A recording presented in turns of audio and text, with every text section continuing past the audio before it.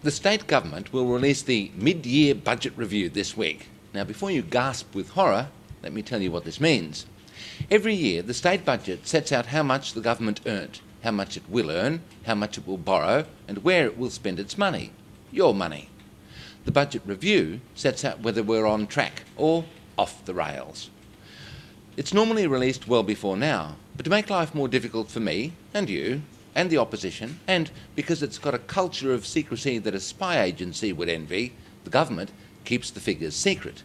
In Daily can today reveal exclusively what they will reveal. It will say that GST figures look better than they did in June. The budget predicted a huge drop-off in GST revenues because of the financial meltdown. GST figures, Treasury figures now say, will be more than expected because the meltdown didn't go sub-zero. In other words, the state has more money to play with than it thought it had in June. The budget predicted a deficit this year and then small surpluses every year for the next 3 years. My spy agency spies reckon that that figure might be wrong and that there could be a small surplus this year. On the downside, debt levels might be marginally higher than predicted.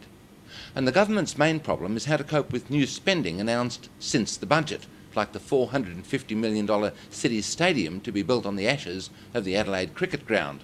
That money wasn't mentioned in the budget. Where will the government find that money?